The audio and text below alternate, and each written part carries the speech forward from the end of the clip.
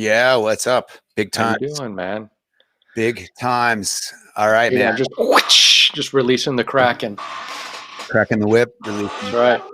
So, first off, before we forget, because we've never been a show with a sponsor before, big shout out to our sponsor, Newsmac. I hope you are switching over from Fox News and making sure to give your attention and your audience to Newsmax and One America News Network because they are covering the truth. We are pulling for Tucker. We're hoping to pull him out of that cult, Fox News cult that's quickly joining the sycophants and lemmings on the left. But if he can't make it, looks like I got to say, Ingram tonight was for the win. She really brought it. She's investigating the truth. The irony of it is that for what 7 or 8 years, 9 years, whenever Soros and them created, was it not MoveOn.org? What's the organization that's been going after Fox News for like 10 years now to take them down? That's a Soros funded group. Open Society Foundation. Yeah, and all those guys, right? They're boycott, whatever. What's so ironical about this is that it wasn't liberals that killed Fox News; it was conservatives, right? Yeah, Conservatives are the ones that are like, dude, I'm bailing on you because you're not conservative enough, right? So, well, I mean, interesting. the thing is, we're all getting shamed, right? Like, so this morning we put in this brilliant video. Here's our boy Giuliani, who came up, and this is a big moment for us conservatives. Everybody was rallying around. We're texting each other because it finally looked like these guys were going to itemize what they're doing in terms of these election fraud cases. Giuliani pointed out this morning, look, this is a coordinated effort across multiple cities, that these people had to be talking to each other. They had the same game plan. Right. Talked about it from an on the ground level. And then from a, he actually cited affidavits. He didn't do, this is an opening statement to the American public, but this is not to a court. So He gets up there and he does the thing, and Sidney Powell gets up there and she does the thing, and Jenna Ellis gets up there, and I think they made a pretty killer case. I think they did as well. I think what Giuliani was doing is, he's putting together a RICO case. If you kind of link together what he was doing of saying that, look, at exactly the same time, 8 states or 9, whatever, all shut down, right? It's a coordinated effort. And if he can show a coordinated effort, especially if he can loop in that there was some foreign entities, which Dominion, of course, is in Toronto. So now if he goes across, cross borders, he's pulling in a RICO case. So he's going for something much, much bigger. And that's, I think, what the true exposure is. And if he can bring that in, I mean, this takes on a completely different, it goes into a completely different facet.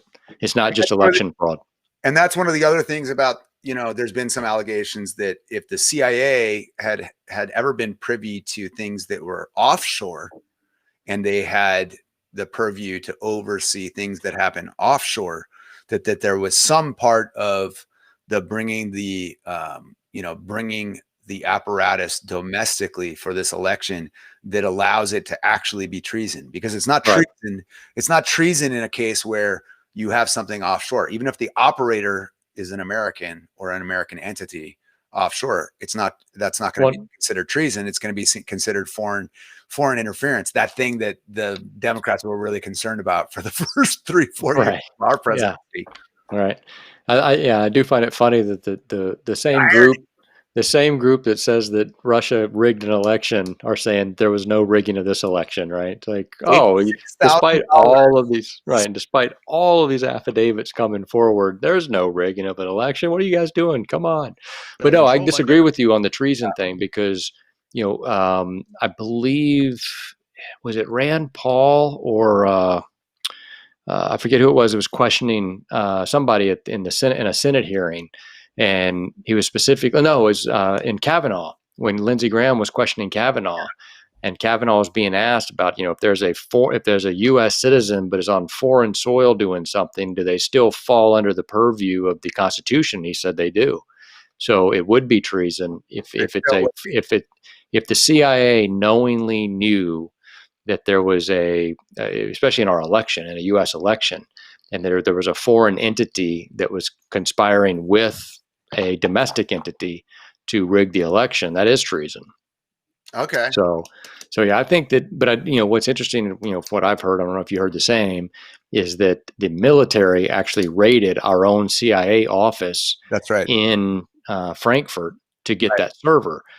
If that's the case, then a lot of this other stuff starts making sense. Remember, you and I were speaking last week. Like, why would you fire Mark Esper? Like, I mean, it's your Department of Head of Defense. At this moment, If you've truly lost, right? I mean, let's just, again, we got to start from the basis that the election's over, right? And Biden's going to win and be sworn in. Why do you fire your Department of Defense? Like, there's no good reason to, right? I mean, Biden's going to make the changes he's going to make anyway. Right. So did he fire him in case Biden wants to bring him back, and he's got to go back through the Senate hearing that now Republicans can ask certain questions? I don't know, but why would you be firing your top chief intel guy at the DHS plus 3 or 4 of his surrogates? Right. Why do you fire Esper, who's head of the DOD, at this time? I mean, why do you let Krebs, the head of the CISA? Right. I mean, a good source of mine did say that you at this point in time, you want people that are loyal to you because you're about to go into a fight. And so that let me know that we've got 2 months probably of hell coming. We have a chess game. It's going to be a chess game. It's going to be a really big chess game on our hands. And I think you're making sure that he's got allegiances that are going to be able to move forward. I mean, look, there's obvious crimes here. So I posted this morning. I mean, this press conference, which is Giuliani, which means they can get away with anything they want to do. Sidney Powell and Jenna Ellis, which was streamed by the president's Facebook account and shown on 3 channels. I shared it to social media and it's immediately taken down. Well, not immediately. I think they let me get a couple likes. All right. And then it says content not available right now. This usually happens when the owner of the content does change the viewing preferences. Maybe it was public and now it's been made more for a private circle. That's not what happened at all. I took no action to reduce the visibility of that content on my feed. But you know what? Social media is playing whack-a-mole with the truth right now. Well, dude, they did it with all the stories leading up to the election, and now they're doing it in terms of, we were talking about this earlier, right? The Just the News article, right? Just the News went out and canvassed only Biden supporters, asked them about the Hunter Biden laptop, of which the ones that said they didn't know anything about, right? Right. Then they would break to them, well, here's what was supposedly on the laptop, and here's a story that broke on this day, and here's a story that broke on this day. Would it have changed your vote? And 4.6% of them said that they would not have voted for Joe Biden if they had known. So that shows you right there that the CNN, the MSNBCs, the mainstream news, the New York Times, all them burying that story absolutely impacted the election. That is huge.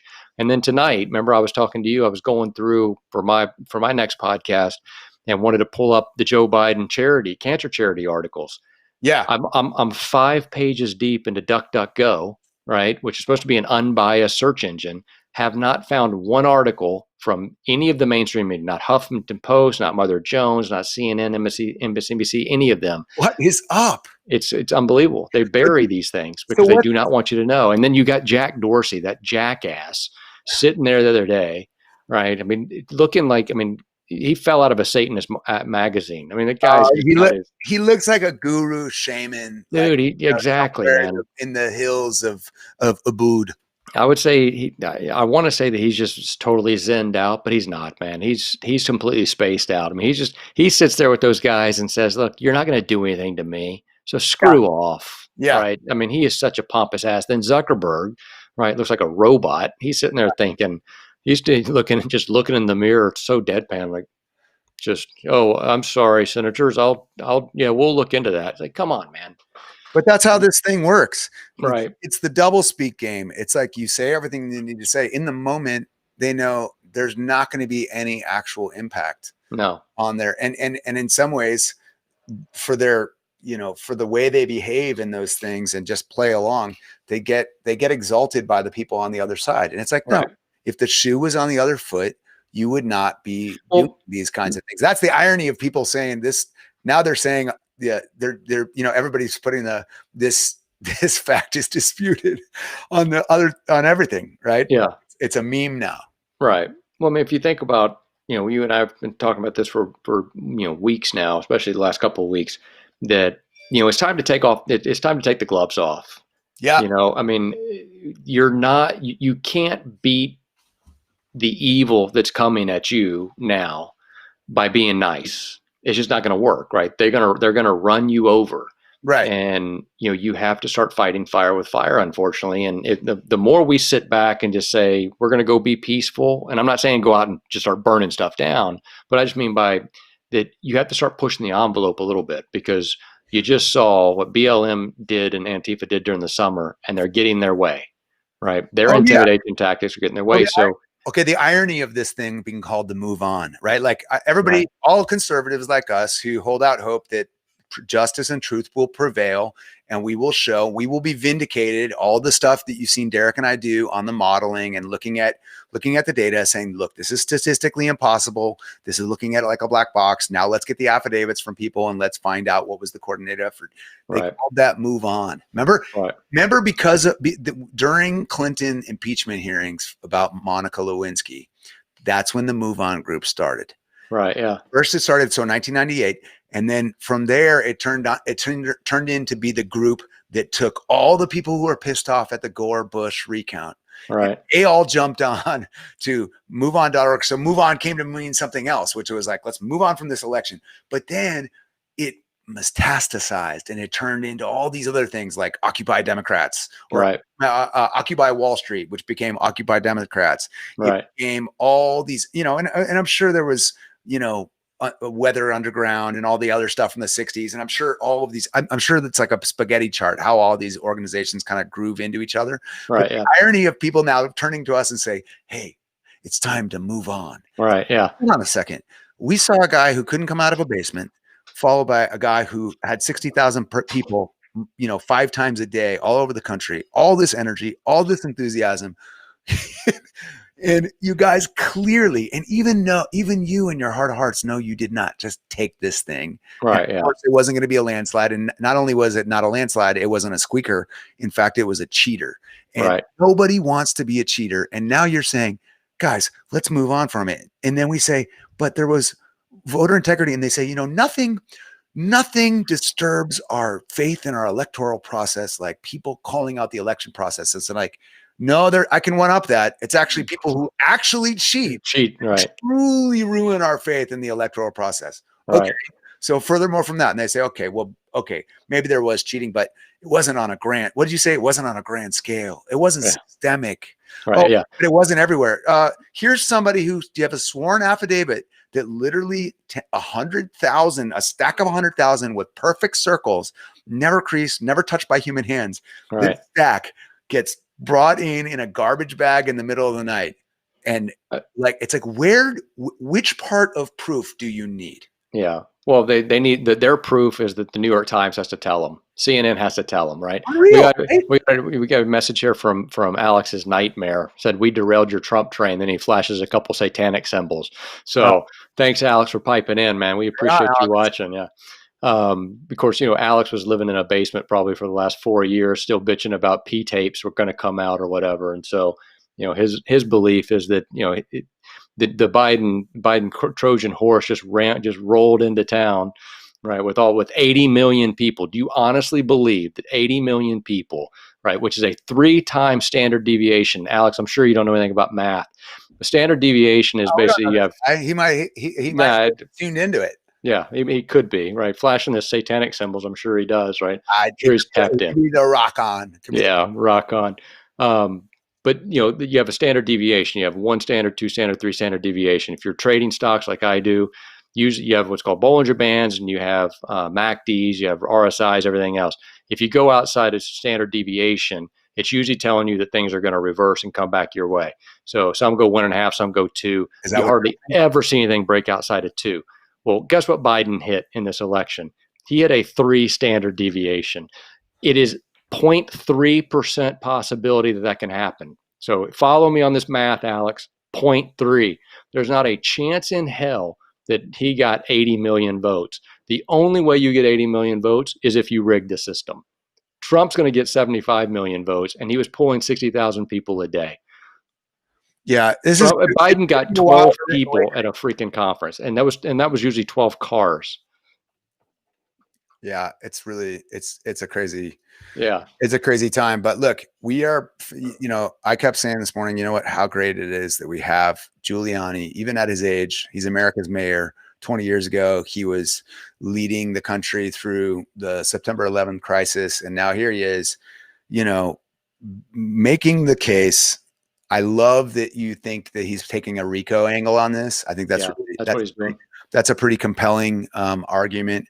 So the other pieces that were laid out were not only the affidavits of what people saw, and these are people who are, middle-class people willing to go to jail, speaking the truth.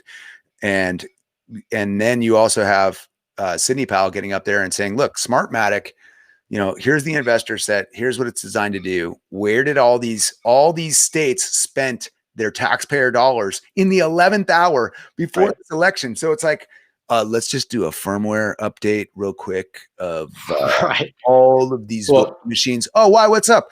Oh yeah, there's like something quirky with the the thing. We're just gonna have to make sure we get the thing all sorted out. We're just gonna do a flash update right before the election. Everybody cool with that? Well, even the day of, right? I think Boris Epstein was saying today that people were actually testifying or signing sworn affidavits that people were actually showing up with thumb drives, flash drives the day of election and popping them in the election machines. But what's interesting about the Smartmatic guy, his name's Peter Neffinger, I think is how you say his name. Yeah. He just got placed on the Biden transition team. Oh, there's a place. Isn't that interesting? Here, sir. Yeah, back on the 15th, he was named to the band. So the guy that just helped you steal the election is on your transition team. So he's not going to speak. Yeah. Anyway. Do you want to do the key? Do you want to go? So do we think that the key things that these guys shared during the conference are worth looking at?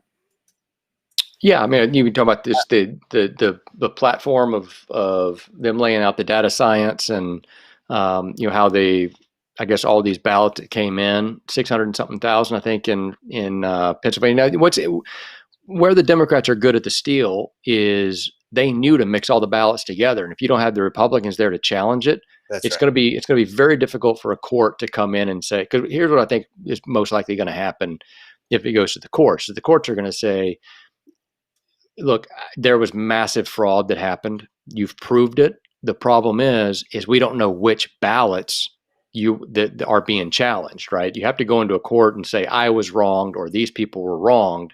And it's going to be very difficult because if their ballot is mixed in, right? And they even showed on the QR codes, and what this one guy was saying yesterday is that you can go in on your thumb drive or have a thumbprint, and you can still track that vote may have actually changed during the course of the voting machine, but it's going to show that you voted who you voted for. And that's the weighting system. Right. So that's what's interesting. That's what's going to be very difficult. She said a 1.25 bump and a 0.75 reduction. Right. She said those might even be the numbers that were actually used. Right. So you can think at the margins we're talking about statewide, that's totally going to run the. Sure. But like I said, just pulling the Edison data that I did, and I showed 2,577,000 like 877.68 votes were changed. Right? It's like, how do you get to a 0.68? Well, you do that by the weighting, and you can show, and that's what Boris Epstein was saying today, that there was a 50 straight data dumps that were 50.5 to 45 50.5 to 49.5, I think, all for Biden, 50 in a row, right? It's like, dude, it's impossible. And so, I mean, they were running a factory behind the process to figure out what they needed, and they did it so they would try to hit it exactly on, right? And it would be this big contested bit. And that's what I think that the release, the Kraken, was right. I mean, she said that there was so much votes for Donald Trump that it overrode the system. It basically, it forced them to say, shit, we got to go get the ballots, right? Bring those ballots in. I don't think they didn't think that they needed it. They thought they had the algorithm written, and then they had to go change the algorithm as well. Right. Because that's when you start seeing, when you start looking at that thing that we had talked about a couple weeks ago or a week or so ago with the trend of Democrat to Republican, and all of a sudden it's skewed heavily towards Democrats. And it's like late at night, all of a sudden there was just a standard deviation that jumped up, and then everything started going from there. And you just don't see that. That's not how it works. So the data science has got these people on affidavit said, I saw a truck come. Right. It was not full of food. Right. Exactly. We thought it was full of food. Thought it was full of food, but it was full of ballots. Of ballots. It's like, what further evidence do you need to see that this was coordinated? Right. And I think it's deal. Somebody just chimed in and said a DOJ plane was in Toronto for 3 days this week and left a day ago. It's good news. Wow. So DOJ up there. Thanks for that, Green Tea. We appreciate that. Yeah, I hadn't heard that yet. I was wondering. I'd heard that there were DOJ people in Europe, in France, or in Barcelona, and in Frankfurt, but had not heard about it being in Toronto. But it is interesting. I don't know if you saw the video. The one guy that went up there to go and try to interview the Dominion people, and showed up at their office, and the signs were taken down. Right, even the Tides Foundation sign had been taken down, even though they were on the same floor. Yeah, nobody would speak with them, and the building manager took. Is the Soros entity? Yeah, Tides Foundation. Yeah. I mean, come on, dude. I think, come on. Right. But you brought up a good point earlier too, that I think is something that everybody should know, because most people were saying, oh, it's just, these are Trump supporters coming out and saying, oh yeah, I saw cheating or whatever. And, here in Georgia, a lot of these people are actually Democrats and lifelong Democrats coming out.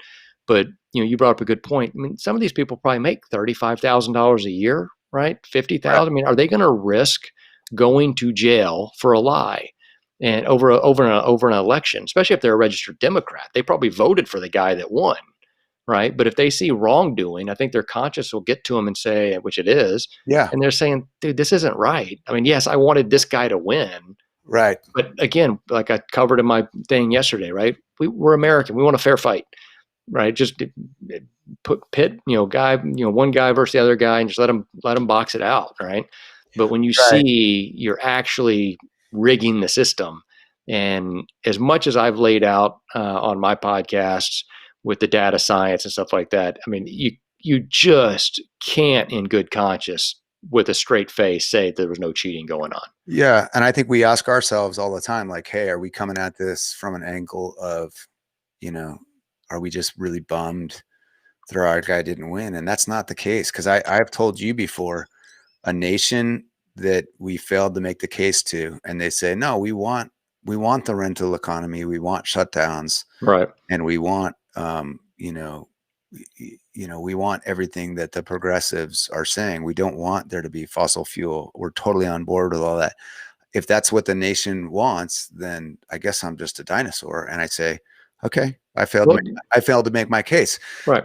But to make your case, to see the meteoric enthusiasm in every racial group, every gender, saying, you know what, everyone bashes him, but this guy really wants what's best for the nation. And you know what, his policies are working.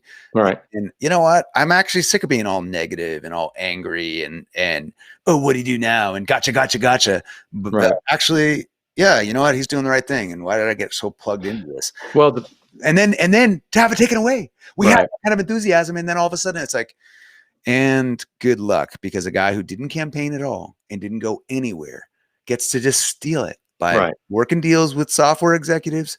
I mean, the guy, the CTO of Dominion, like literally, I mean, I don't care. This may not be a smoking gun and it needs to be investigated, but he said, oh, I'll make damn sure Trump doesn't get elected. I'm sorry. If you're the one that oversees all the software for the greatest market penetration company on software in election system in the country, and in some cases the hemisphere, and you're responsible for rigging, and what do they say? They say Sidney Powell claims that Hugo Chavez rigged the election. He's been dead 5 years. Yeah, that's not what she said. That's not what she said. It's like this is the kind of corruption that was put in place by the Chavez regime and maintains to this day through the body of Maduro, et cetera, et cetera. And so it's like they just try to nitpick and say it was 941, not 940. Wrong. Well, right. Well, that's the thing when she's reading from the affidavit from the former military intel guy, right, who helped write the software, right, and install it in Venezuela. So what he was saying is that Dominion was down there all the time, right? This Eric Krumer or whatever guy's name was down there meeting with them. Yeah. And so he said, when I watched what was happening on election night, I knew right away what was going on. And, you've seen people even on Twitter or their social media feed that are Venezuelan saying, this is exactly what happened when Chavez took over and Maduro, right? I mean, our guy was leading and then just randomly the whole internet went down for 2 hours. Yeah, you did that across the country. Your video from earlier today. The Chavistas. It used to be night of election was done, right? And then it took a little bit longer. And that's the other thing that, I mean, again, find the votes. Right. And you just have to, I mean, again, just using logic as what I hope are still normal Americans is if we're in our 40s, right? So you sit there and you think, all right, everybody still probably has, or most people still have their parents around, right? So you go back 75 years, 80 years, ask them and yourself, what other than Dewey Truman, right? What other election wasn't known at midnight? I know we found out Trump at 2:00 in the morning on, last in 2016, but we pretty much knew he was going to win around midnight. Name me another election where 7 or 8 states just said, "Hey guys, we're just going to shut it down for the night. Give our employees the night off. It's been a rough go." Right. They stayed at 85% reporting for the next 10 days. Right. Right. Meanwhile, Texas, Florida, and Ohio, right, with much bigger populations, get all of their stuff done by midnight. I mean, are Floridians smarter than North Carolinians, right? Or smarter than Pennsylvanians? I mean, maybe. I don't know, right? Yeah. But I mean, it's mind-boggling to me that someone can sit there, in all honesty, who for 4 years jumped around thinking there were going to be P tapes released about Trump and that he colluded with Russia and he's a puppet and this, that, and the other. And they can't sit there and say, all right, yeah, something's a little fishy here. Something doesn't add up. 17 intelligence agencies have concluded, Mike, that Russia was behind this. I'm sorry, I can't accept your candidate. And Manafort didn't register for FARA, and that happened long before he came on Trump's campaign. Okay, well, wait till Mueller gets to the bottom of it. Okay, well, I'm going to wait for 2 years to talk politics with you because my guy's illegal. Sundar Pichai, how much was spent on Facebook by these crazy Russian trolls to steal the election? Sir, it was $86,000. Right, $86,000. How much did Hillary Clinton spend on the same networks? Right. $89 million, sir. Okay, very much. 89. I'm like, come on, guys. Like people are plugged into these things. Yeah, well, they're in the matrix. Okay, so really in the matrix. So to our credit, right? This name we've had for a while, but I have never seen more Emperor's New Clothes references. Right. Yeah. In the last 2 weeks, because when you saw Biden up there today, going to invoke the defense, the Production Act, or I mean, first of all, the press fawns over him. I mean, right. Oh, yeah. They're so obsequious. It's sort of like it almost seems like kids like at a spelling bee coming up and meeting, some celebrity coming through. And sure. It's like they sit there and they go, "Oh, so don't you think isn't Trump so bad? Isn't this so bad for our nation that Trump's not conceding?" Right. He's like, he will go down as a terrible man in history. I mean, like, right. Dude, and like, so Emperor's New Clothes, we're watching it going, yes, this is the guy that's going to navigate you out of the coronavirus. Right. Yeah. And he's going to end the virus. He's going to end the virus. He's not going to end the shutdown. He's going to end the virus. And he is going to negotiate everything around the world. Everything's going to be great. Right. Dude, come on, man. Yeah. Emperor's New Clothes. So we are resonating with people with their name. The guy Sparkle, we're getting you on here. The guy that doesn't understand or doesn't know the state that he's in is going to get us out of the coronavirus. Okay. Like that pathologist guy said earlier that I sent you that audio on. Oh, yeah. you're leading the lemmings off the cliff, right? This is the stupidest thing in the world, right? It's a bad flu, and you've got everybody in a panic. And this is the guy that was he's a chairman of a company in North Carolina who manufactures COVID-19 tests, right? Pathologist from Cambridge University or whatever, and he's like, you guys are freaking people out for no reason. Right. But that today, I mean, you think about it. Think about all the freedoms we've given up in the last 8 months as Americans. Yeah. All for a mask, right? The diaper thing that you put on your face, right? You Californians are about to go into a 10 o'clock curfew, you morons. Yeah. With guys, right? You can't have. And our bosses don't even follow their own rules. Right. And I know everybody's talked about it, so I don't want to. You can't have more than 6 people over for Thanksgiving, right? You can't go see your dying aunt or mother in the nursing home, right? And you got to have curfew at 10 o'clock. You stupid little kids! You're not getting any candy before bed. I don't know if I told you this, but I went. I'm not great at hitting mass, but I went to mass this past weekend. I've been hitting like once every 3 weeks, right? Or maybe once a month, maybe. You better hustle up because the Catholic Church may not be there next week from hearing what I hear is going on. No, it's too funny. So we're outside, and the priest is like, "Hey, we're doing a second collection. We're trying to raise $100,000, or we're $100,000 short. We need a tent." And I'm like, hold on a second. So, because the weather's starting to get bad here in California, and so we had this big giant air cathedral that we were inside, and then they moved us outside because of COVID, and now the weather's going to be bad, and we still have to stay outside. So we need a tent, which is smaller than the indoor of the church, and it's equally draftable, right? I mean, I'm sure COVID ain't escaping this tent any more than it's escaping the church. Yeah. And I'm like, so we need to raise money to buy a tent when we have a perfectly good church right there. Right. I mean, dude, when are people?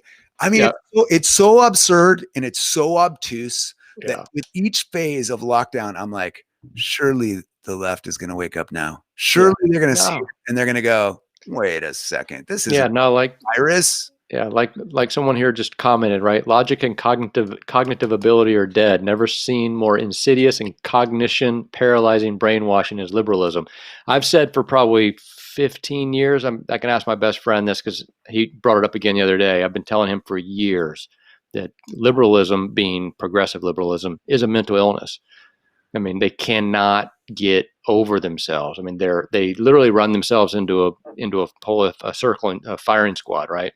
I mean, they shoot themselves, and you can easily follow them or take them in what they believe their theory is. And you get 2 steps away from that, going towards the logical conclusion, and they melt down. I mean, they go into complete meltdown. So I agree with you.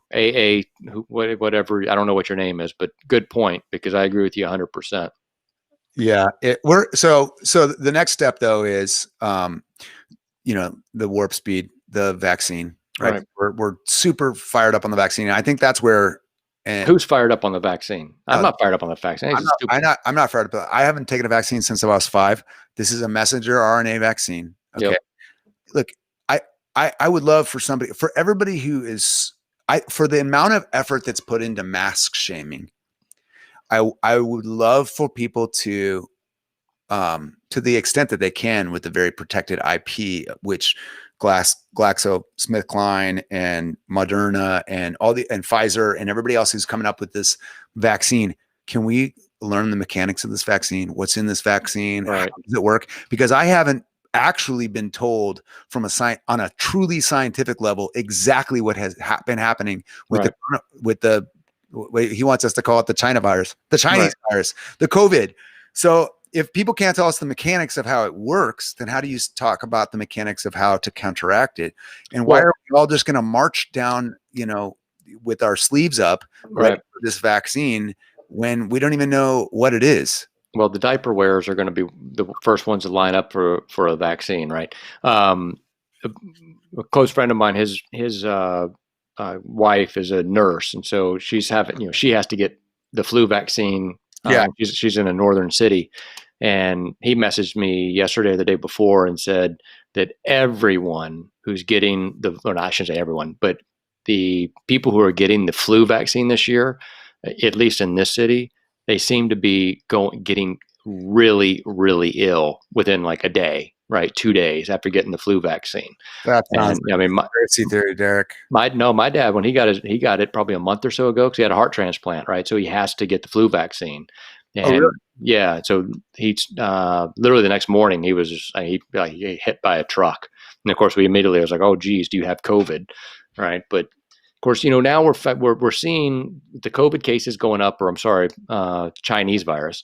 With the Chinese virus, cases going up. Lemus, What's interesting there you go. is the IFR is going lower, right? And so it's becoming much less lethal. But That's the now, infection fatality rate for yeah, those infection not- fatality rate. But now what's the spin?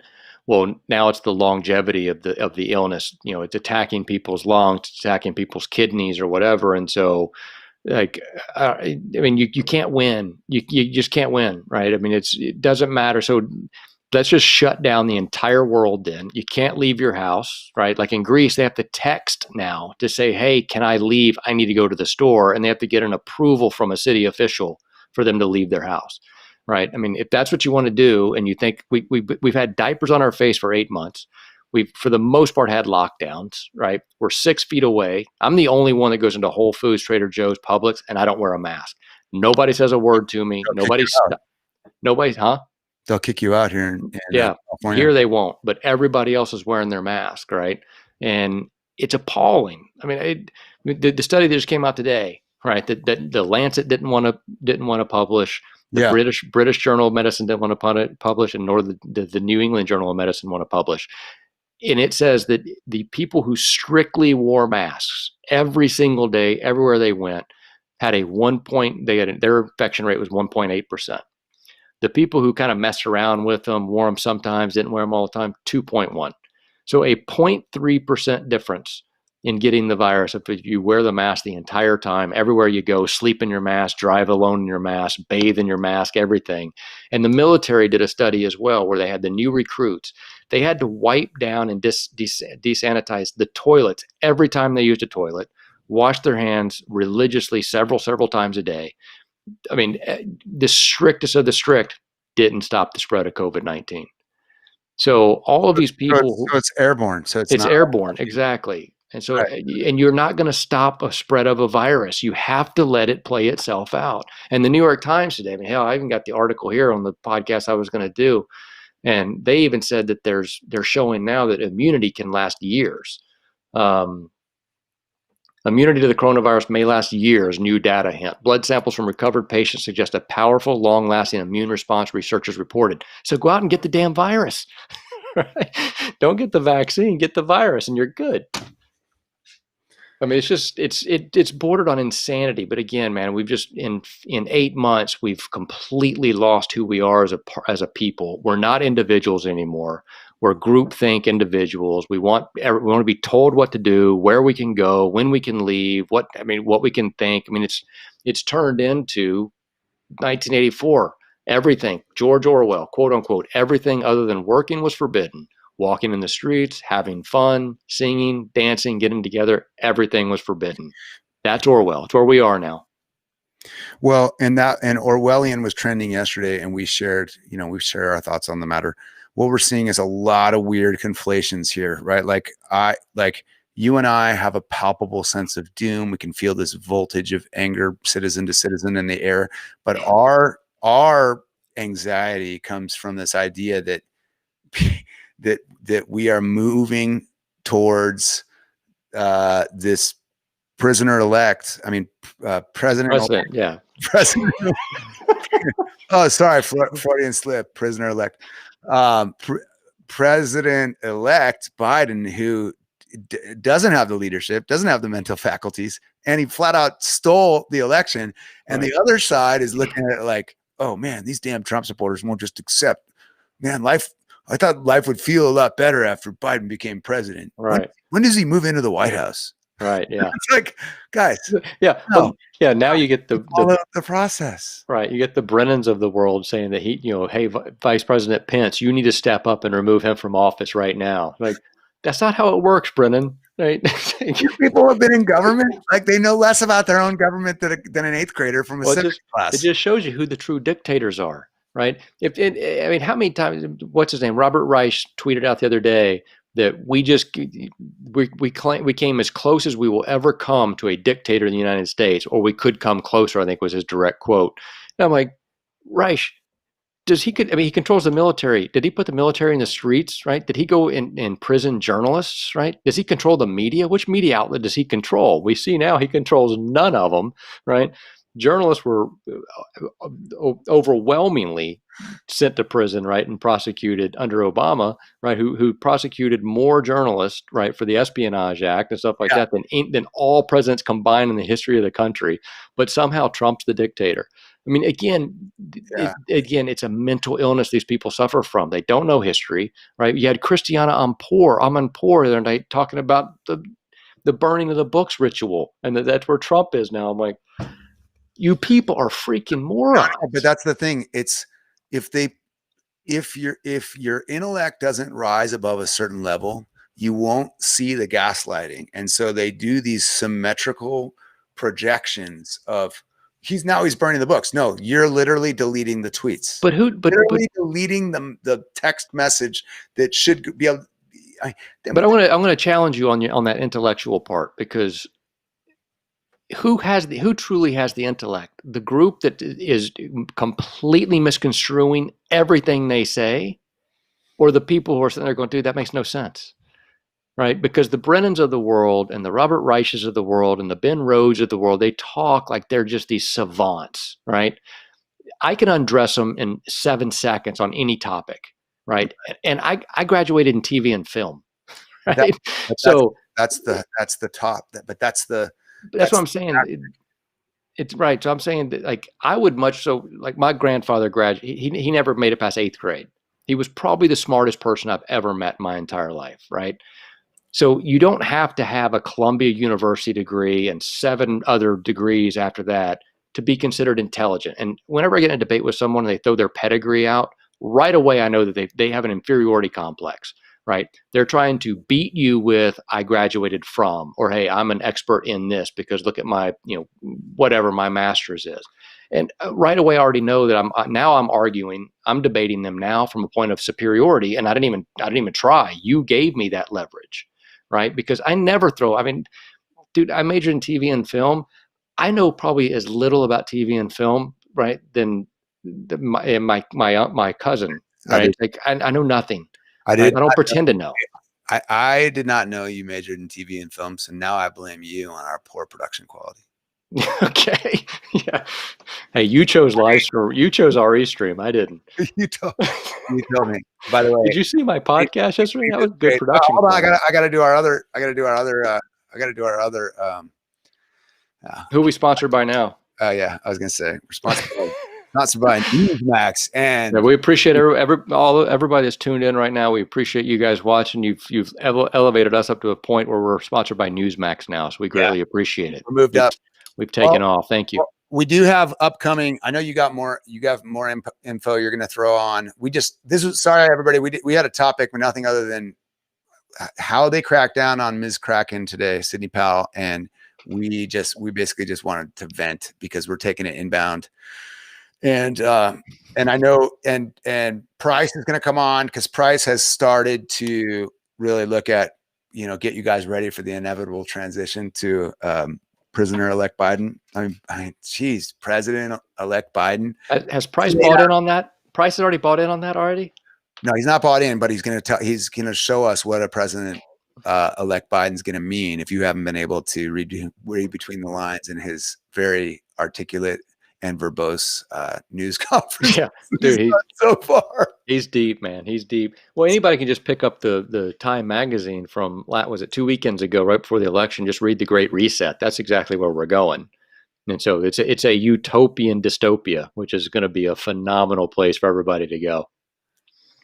Yeah. Well, we are okay. So we're in a holding pattern. We're waiting for new news, and today was pretty good. Highly encourage everybody to watch the full video of all 90 minutes of Sidney Powell, Jenna Ellis, and Rudy Giuliani getting up there and doing the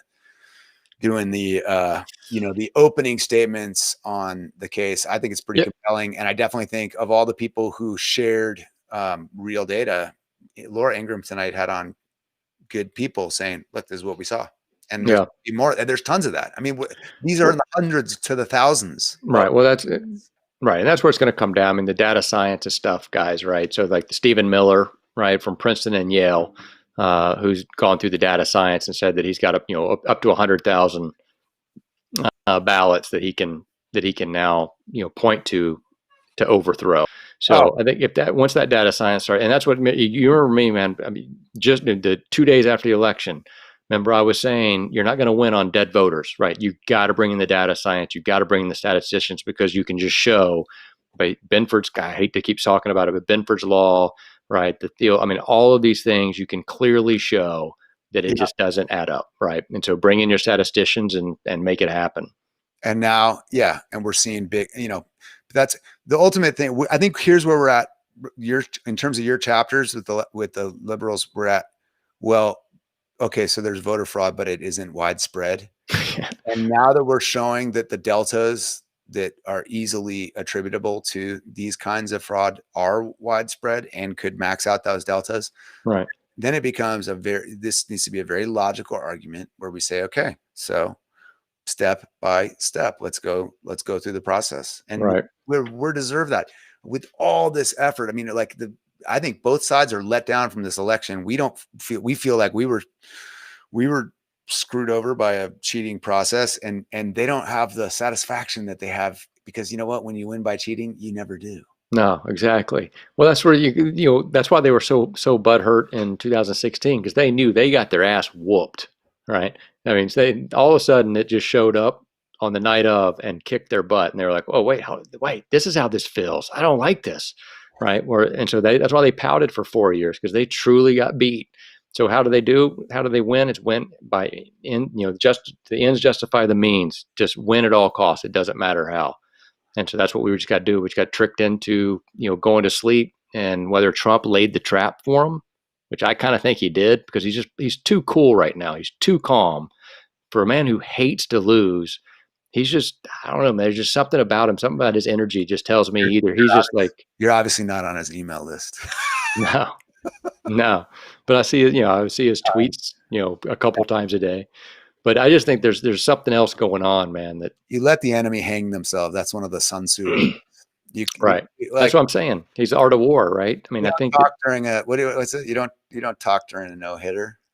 You don't talk to the pitcher during a no-hitter. And I thought you were saying that was art of war. I'm like, I don't think they had baseball. Sun Tzu. I don't think Sun Tzu was laying down sports analogies. Yeah, no. So no, but that's the thing, is like, don't never engage when your enemy is hurting themselves. Yeah. So, all right, man. Well, thanks for staying up with me. I needed to vent, and people, I hope you're all hanging in there. Keep the faith. Yeah, keep smiling, man. It's all going to work out. It's all going to be fine. Get fired up. That's right. All right, guys. All right. God bless everyone. Hasta.